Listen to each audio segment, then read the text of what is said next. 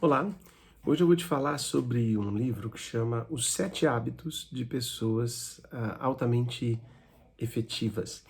Esse é um livro que fazia bastante tempo que eu queria reler, estudar um pouquinho mais, e ele é bem interessante. Ele é de um autor chamado Stephen Covey, e hoje eu vou te falar sobre esse vídeo. Se você gosta desses vídeos que a gente está fazendo, curte aqui, manda para alguém que você acha que vai curtir. Nossa ideia não é fazer um resumo do livro, é eu falar um pouquinho sobre as minhas reflexões sobre esse livro. Então, assina aí o nosso canal e ativa o sininho para você não perder os nossos vídeos, legal? Bom, esse livro, né, Sete Hábitos de Pessoas Altamente Efetivas, ele fala pra gente que, segundo o autor, a maioria das pessoas, obviamente que existem diferenças e tá tudo certo, mas a maioria das pessoas que são muito efetivas, que trabalham, que têm sucesso, elas têm algum tipo de lógica mental, elas têm alguns hábitos que elas fazem, elas têm uma rotina que elas seguem. E nem todo mundo vai concordar que a rotina deve ser exatamente a mesma. Mas ele sugere aqui 7 pontos que são importantes. O primeiro é ser proativo. A maioria das pessoas fica esperando um pouquinho as coisas acontecerem em vez de ir lá fazer. Ficam se lamentando quando não saem do jeito correto, ao invés de simplesmente entender que mudou, aceitar a mudança e pensar o que eu posso fazer agora para conseguir melhorar. Ele fala muito sobre os círculos, né? Os círculos de preocupação e o círculo de influência. Então tem coisas que eu me preocupo, mas eu não consigo controlar. E tem coisas que eu consigo controlar. Gastar o meu tempo com essas coisas que eu não posso mudar é muito difícil e vai simplesmente fazer você perder tempo. Ele fala que o segundo hábito é você começar com o final em mente. E ele dá 2 exemplos diferentes ali, né? Ele fala alguma coisa sobre se você tivesse lá no final da sua vida, no seu velório, como você gostaria de contar para as pessoas como é que foi a sua vida. E ele dá um outro exemplo que fala mais sobre o planejamento. Ele até brinca que se você não sabe para onde você está indo, qualquer destino vai estar certo. Então, saber para onde eu estou indo, criar as minhas metas de como chegar lá, podem me ajudar bastante. Ele fala sobre você organizar suas prioridades. E ele define 4 categorias diferentes. Ele fala aquelas que são urgentes e importantes, aquelas que são importantes, mas não são urgentes, aquelas que são urgentes, mas não são importantes, e aquelas que não são nem importantes nem urgentes. Quando você separa isso e começa a eliminar aquilo que você precisa fazer primeiro, que é importante e é urgente, você vai otimizar muito seu tempo. Ele fala também uma outra coisa interessante, que é sobre o pensamento do ganha-ganha. O pensamento do ganha-ganha é porque a gente criou na nossa mente essa falsa verdade de que para que eu possa ganhar, alguém tem que perder, né? Como nós pensamos às vezes no esporte, né? Então, se eu cheguei medalha de ouro, alguém perdeu a medalha de ouro e ficou com a de prata.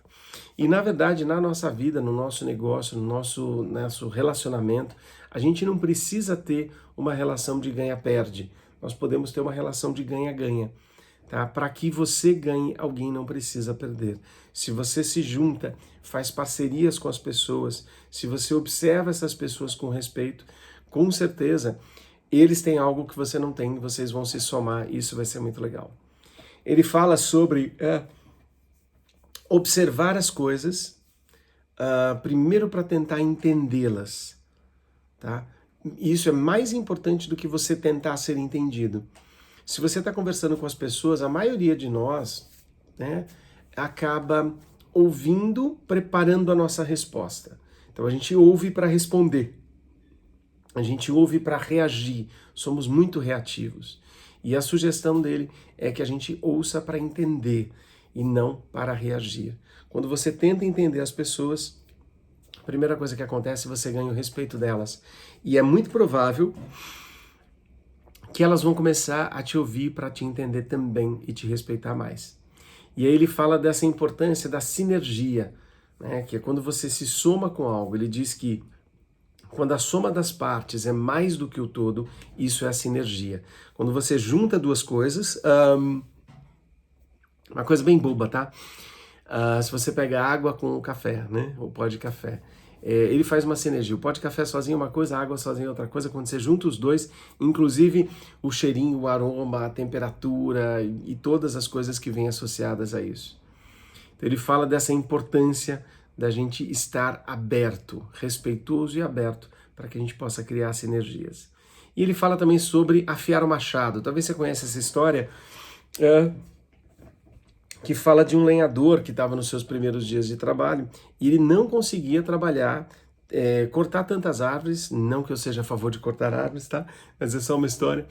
Ele não conseguia cortar tantas árvores quanto os outros lenhadores. E um dia ele pergunta o que acontece. E eles falam que no final, quando acaba o trabalho, eles sentam para conversar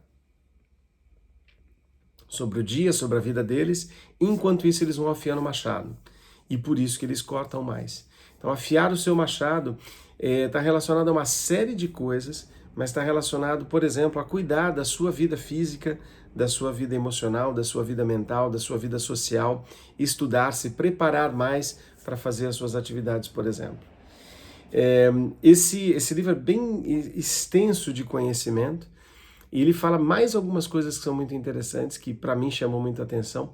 Ele diz que na era atual, não basta simplesmente a gente desenvolver esses hábitos, a gente precisa trabalhar também resiliência. A gente diz que resiliência é aquele poder, por exemplo, de uma árvore se curvar com o vento. Se ela for muito rígida, ela cai. Se ela tiver resiliência, ela deixa o vento passar sem colocar muita força. A gente precisa de flexibilidade e de pensamento crítico, especialmente numa era de internet, onde qualquer um posta qualquer coisa. Se a gente não tem o nosso pensamento crítico para entender o que está acontecendo, se a gente não tem flexibilidade para poder lidar com as situações e pessoas e adversidades, e se a gente não tem essa resiliência de não apresentar rigidez e um embate em tudo, escolha com sabedoria as suas batalhas, porque a gente não tem energia para travar todas as batalhas que aparecem no nosso dia. Escolha suas batalhas com sabedoria. Então ele termina falando para a gente da gente ouvir as pessoas, observar as pessoas, agir de uma forma empática, se colocando no lugar do outro e tentando evitar um pouquinho aquelas coisas que vão simplesmente desgastar a sua energia, o seu tempo à toa. Eu espero que você tenha curtido, são apenas reflexões sobre um livro que eu acho bem bacana e a gente se vê no próximo vídeo. Se você gostou, curte, manda para alguém e assina aí o nosso canal, se inscreve no canal e ativa o sininho. Abraços, tchau, tchau. Fica com Deus.